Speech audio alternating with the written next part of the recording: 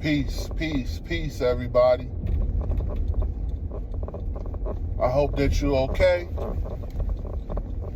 I hope that your mental health is intact. And I hope that you're happy. Today, I wanted to get into the young brother, Nolan Wells, and what happened to him. And this may have to be a part 2. Because I want to talk about something that recently happened to me. And it's not bad, but it's similar to why we should be very cautious with going out by ourselves with them folks. So, I was recently invited to go on a camping trip with coworkers. And I immediately said, no, I won't be doing that. Not because I automatically don't trust them. It's because I understand that what the Most Honorable Elijah Muhammad taught us and what the Bible and the Holy Quran says about these people. And I'm not of those who say it's some good and some bad, or not all of them. And to me, if it wasn't all of them, then why don't the ones who are not quote unquote like that, which means racist, hateful, and evil, if you're truly not like that, and you know those, because most of the time, the people who are cool with other races of people and don't see themselves as a racist person, they don't tell us about what their people do. The little ins and outs and the secrets. To me, if you're really a good person and you're privileged to know with some of your family members, co-workers, friends, and other people are comfortable saying around you, why don't you come back to the black community and tell us what they're saying and what they're doing? If there truly some that's not like that, why don't they come back and tell us? That's always been a question in my mind. So with that being said, I was recently asked if I wanted to go on a camping trip with some coworkers, and they are Caucasians. And my question was, who's all going to be there? And I was told that it's going to be my coworkers, their friends, who are all Caucasians, and it's going to be in a area of Virginia that I've never heard of, which is a wooded area. It's like a camping ground. Automatically no. The reason why I automatically said no is because a video came out. I don't know if you guys may remember this or not, but maybe 4 or 5 years ago, a video came out of a brother who was at a camping trip with his so-called Caucasian friends. And a group of Caucasians, male and females, had grabbed the brother and put a rope around his neck in an attempt to hang him. Luckily, another Caucasian, I believe it was another Caucasian couple, and their black friend happened to be walking through that path and seen what was happening and stopped it. But there were other Caucasians there who knew what was going on, and although they wasn't particularly participating in it, they wasn't doing anything to stop it. And let me tell you why. Because regardless if they are that way or not, quote unquote, they are all on code with each other. What do you mean by that, Delanton? There is a code that Caucasians live by, and it's we stick up for each other, right or wrong. So even if a judge, like the judge in the Carmelo Anthony case, even though he know that it was self-defense on Carmelo's behalf, and there's no legal right in the state of Texas to flee, you have the right to stand your ground if somebody approach you trying to harm you. Although the judge knows that, he still railroaded our young brother, Carmelo Anthony, and wound up getting that brother 35 years in prison for defending himself against a Caucasian male. So even if those who we quote unquote say are not like that, when they're in a crowd of those who are like that, they will get on code with those who are like that, and they will not stop the harming of a black person. And if they do, it is very rare. Later on that particular week, I happened to be at the restaurant and putting some shelving together, and one of my line cooks says to me, "Hey chef, do you like guns?" I said, "Yeah, I like guns. Why you ask me that?" I said, "Oh, well, I live on a 6-acre property, and we have a mini gun range on our property. And I have all kinds of guns. You ever want to come to the house and do some shooting, you can come to my house and we can do some shooting at my gun range." I'm looking at this guy like, dude, do you think I'm a fool or something? I didn't get this far in life by being no fool. I would never do that. I said, "No, sir. I don't have a problem with firearms, but something like that is not on my radar. I'm not really interested in doing things like that." He said, "Oh, okay."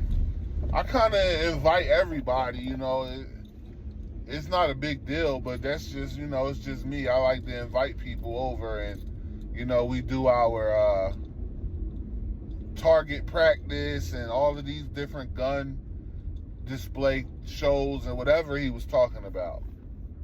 And at this point, I kind of stopped paying attention to what he was saying, because now I am in my own head thinking, why would he invite me to his property to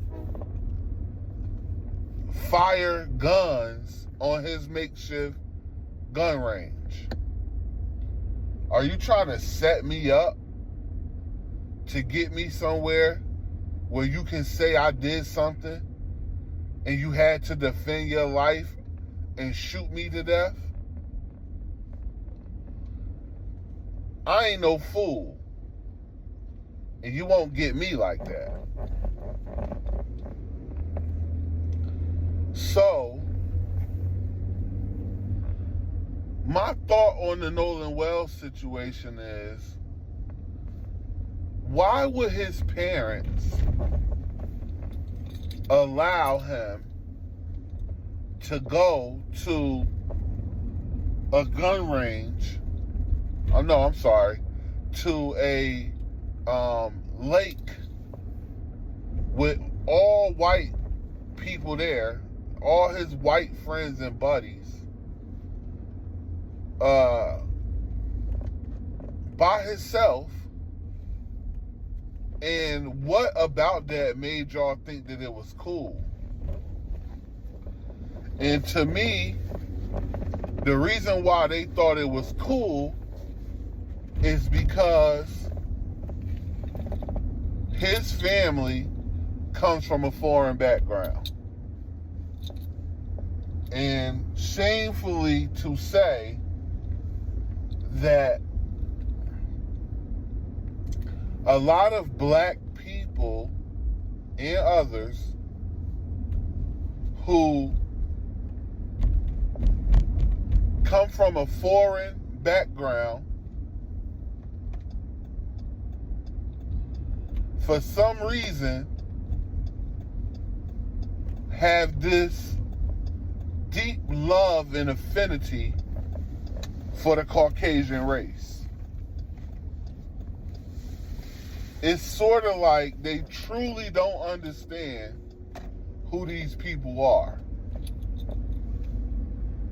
And they suffer the consequences for it. Now, we know that his mother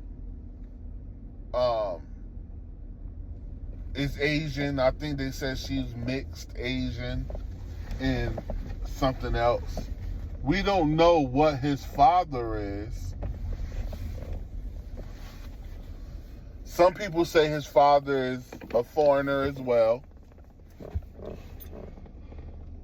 I've heard people say no, his father is not a foreigner. But we really truly don't know. But even his friend was interviewed on TMZ, and his friend said, I don't believe this was about race.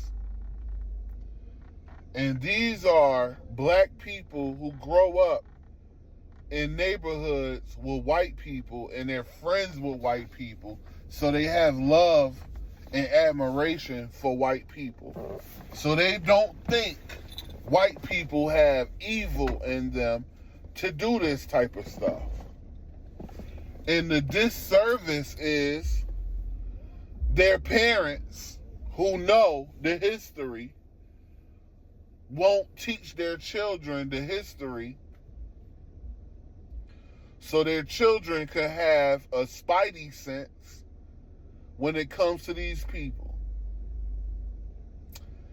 And in some ways, I get it. It's like, oh, these are your friends. You don't want to spoil that these are your friends and all of that. Some of them you may have grown up with since you was a very young child into your teenage years, all through your college years or whatever. These are the people that you've been friends with. But what we have to understand is that none of that matters.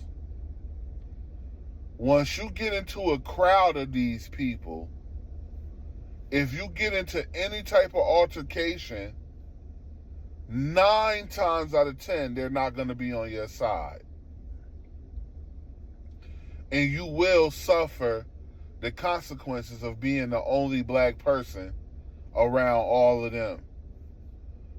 And it's been so many instances of this happening that it baffles me to the point where I truly don't understand why parents of any type of melanin would not teach their children about the dangers that these people can pose when you in a crowd of them. When they used to have picnics, pick a nigga, and hang a black person, and hundreds, in some reports, thousands would come out to see the lynching of a black person. And this would be crowds of them coming to see this.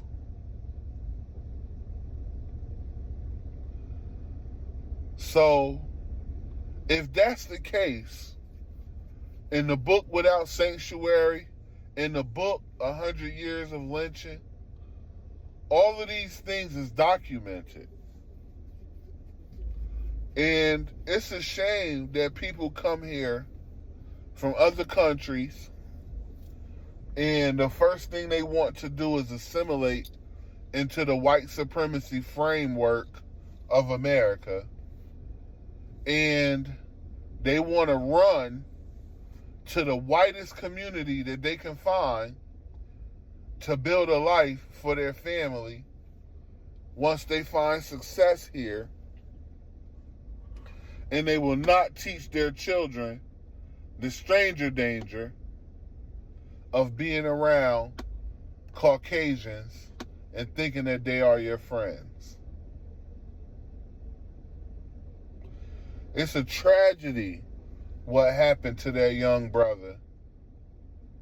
And it's even more tragic that before a thorough investigation can even be done, the top cop from that area comes out and says there was no foul play. Sir, how do you know that there was no foul play? Have you thoroughly investigated this? No, this is what we call them getting on code. He wants to protect those Caucasian young people from facing justice for what they may have done to Nolan Wells. He doesn't want them to go to prison, so it doesn't matter whether they're right or wrong. The white supremacist code is what matters more than anything else. We have to understand that there's nothing more important to them than the white supremacist code. They will do anything to protect each other from facing justice. They will lie, they will railroad, they will concoct, they'll do anything so they will not face prison and their lives being ruined. This is why white males can assault a white female and a judge will not give them prison time and say he doesn't want to ruin their lives. Can you imagine being assaulted, flexually assaulted, and a judge says in front of you he doesn't want to ruin the lives of the people who did it to you? But that's how important the code is to these people. Part 2 on the way.